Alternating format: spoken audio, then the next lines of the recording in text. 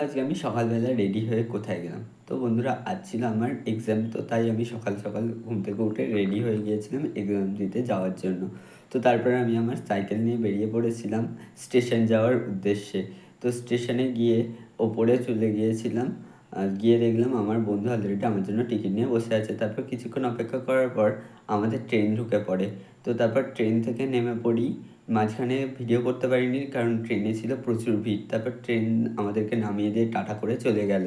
তো তারপর হেঁটে হেঁটে চলে যাচ্ছিলাম আমাদের যে কলেজে সিট পড়েছে সেই কলেজের দিকে। কলেজের সামনে গিয়ে দেখলাম এক্সাম হলের গেট খুলে দিয়েছে। তো তারপর আমরা বন্ধুরা সবাই মিলে এক্সাম হলে ঢুকে পড়েছিলাম পরীক্ষা দেওয়ার জন্য। তারপর পরীক্ষা দিয়ে 3 ঘন্টা পর বেরিয়ে পড়েছিলাম। তারপর আমি আমার বন্ধুদেরকে বলছিলাম একটু হাই করে দিতে, ওরা একটু লজ্জাই পাচ্ছিল। তারপর আমরা বাস ধরতে চলে যাচ্ছিলাম। অবশেষে বাসে একটা সিট দখল করে আমি বসে পড়েছিলাম। তো বাস ধরার সময় ভিডিও করতে পারিনি। তারপর আমরা আমাদের ডেস্টিনেশনে নেমে পড়লাম। আজকের মিনি ব্লগ এইটুকুই।